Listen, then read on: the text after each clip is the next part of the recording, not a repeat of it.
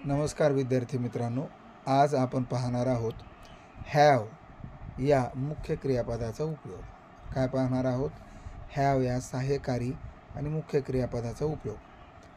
Have याचे वर्तमान काळामध्ये वापरायचे दोन रूप आहेत, हॅव आणि हॅज. हॅव आणि हॅज. हॅवचा अर्थ काय होतो तो आपण समजून घेऊ. हॅवचा अर्थ होतो च्याकडे असणे, ला असणे, चा असणे, मध्ये असणे, जवळ असणे, माझ्याकडे असणे, तिच्याकडे असणे, त्याच्याकडे असणे, त्याच्याकडे आहे, माझ्याकडे आहे, तिच्याकडे आहे. असं जेव्हा एखादी वस्तू आपल्याकडे असते किंवा आपल्याशी संबंधित असते त्यावेळेस हॅव किंवा हॅजचा वर्तमान काळी वाक्य असल्यास यांचा वापर होतो. पुन्हा एकदा लक्षात घ्या, वर्तमान काळी वाक्य असल्यास हॅव आणि हॅज यांचा वापर होतो. तर याची पुढची स्लाईड आपण पाहूया. या ठिकाणी जर वाक्य भूतकाळातील असेल, जर वाक्य भूतकाळातील असेल तर हॅड वापरतात. काय वापरतात? हॅड. काय वापरतात? हॅड वापरतात. जर वाक्य भूतकाळातील असेल तर हॅड वापरतात. हॅडचा अर्थ काय होतो?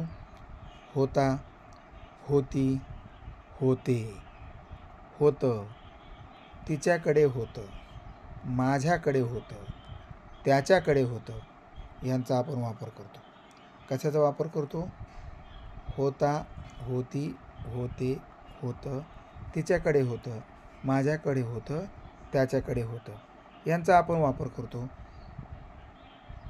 तर हॅवची मुख्य क्रियापद असणारी वाक्य आपण पाहूया. काय पाहूया आता? उदाहरणं पाहू. पहिलं उदाहरण या ठिकाणी आहे, माझ्याकडे पेन आहे. इंग्लिशमध्ये काय म्हणणार? I have a pen. तिच्याकडे पेन आहे.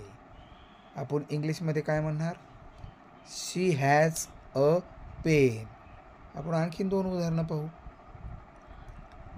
तिला 3 बहिणी आहेत. तिला 3 बहिणी आहेत.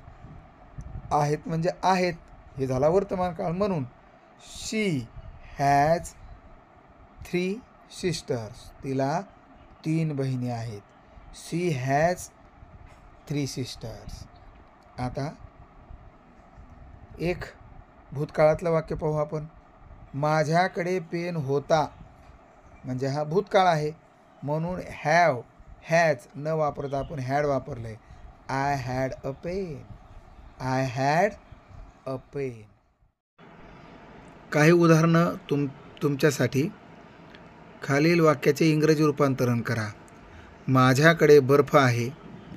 तिच्याकडे गाडी आहे. श्यामकडे घोडा आहे. त्याला 4 भाऊ आहेत. हे जे वाक्य आहेत यांचं तुम्ही इंग्रजी रूपांतरण करण्याचा प्रयत्न करा. धन्यवाद विद्यार्थी मित्रांनो.